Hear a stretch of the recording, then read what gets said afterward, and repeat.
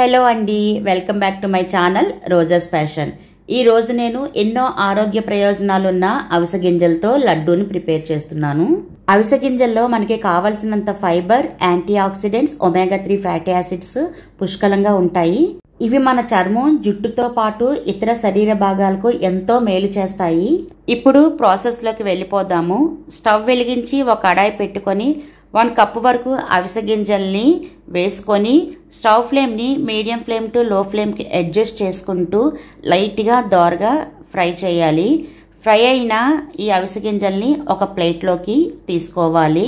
అలానే తెల్ల నువ్వులను కూడా 1 కప్పు వరకు తీసుకొని లైట్గా కలర్ చేంజ్ అయ్యే వరకు ఫ్రై చేసుకొని ఫ్రై అయిన నువ్వులను అవిసె గింజలు తీసుకున్న ప్లేట్లోకి తీసుకుంటున్నాను. నెక్స్ట్ 2 టేబుల్ స్పూన్స్ వరకు ఆవు నెయ్యిని కడాయిలో యాడ్ చేస్తున్నాను. ఆవు నెయ్యి ఆరోగ్యానికి మంచిది కాబట్టి నేను ఆవు నెయ్యిని తీసుకున్నాను. మీకు నచ్చితే గేదె నెయ్యినైనా తీసుకోవచ్చు. కడాయి వేడిగా ఉండడం వల్ల నెయ్యి అంతా కరిగిపోయింది కదా. ఇప్పుడు 1/2 కప్పు వరకు బాదాం సీడ్స్ని కూడా యాడ్ చేసి లైట్గా ఫ్రై చేసి ఫ్రై అయిన బాదాంలను ప్లేట్లోకి తీసుకుంటున్నాను.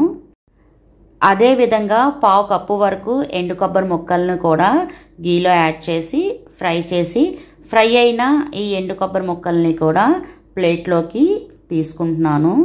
ఇప్పుడు ఇలా ఫ్రై చేసిన ఈ ఇంగ్రీడియంట్స్ అన్నిటినీ కూడా బాగా చల్లార్చుకోవాలి.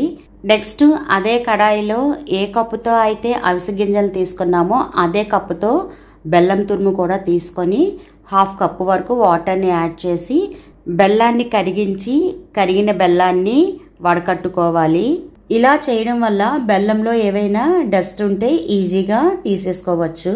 చూడండి, ఈ బెల్లం నీళ్ళను వడపోస్తే నాకు ఎంత డస్ట్ వచ్చిందో ఈ డస్ట్ అంతటినీ కూడా నేను రిమూవ్ చేసేసి బెల్లం పాకం, తీగ పాకం వచ్చే వరకు కూడా ఈ పాకాన్ని మరిగించాలి. మరలా ఒకసారి చెప్తున్నాను, ఈ లడ్డూల కోసం 1 కప్పు అవిసె గింజలు, 1 కప్పు నువ్వులు, 1 కప్పు బెల్లం, 1/2 కప్పు బాదాంలు, 1/2 కప్పు ఎండు కొబ్బరి, 2 స్పూన్స్ ఆవు నెయ్యి తీసుకున్నాను. తీగపాకం వచ్చేలోపు ముందుగా ఫ్రై చేసి చల్లార్చిన ఈ ఇంగ్రీడియంట్స్ అన్నిటినీ కూడా మిక్సీ జార్లో వేసుకొని మరీ మెత్తగా కాకుండా కొంచెం బరకగా పౌడర్ లాగా చేసుకోవాలి.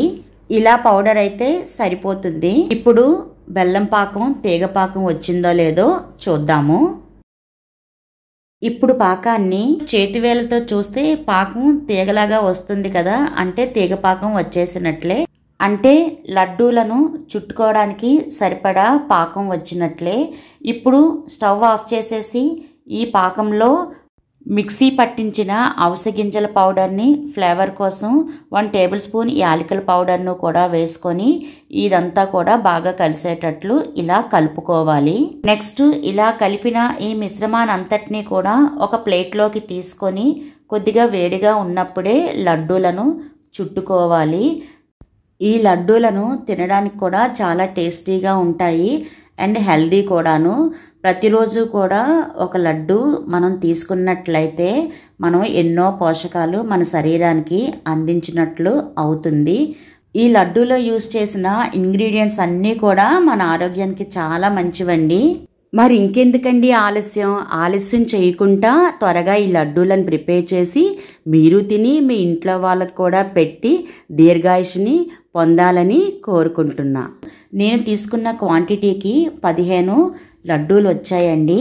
నా ఛానల్ని ఆదరిస్తున్న మీ అందరికీ కూడా మరొకసారి ధన్యవాదాలు.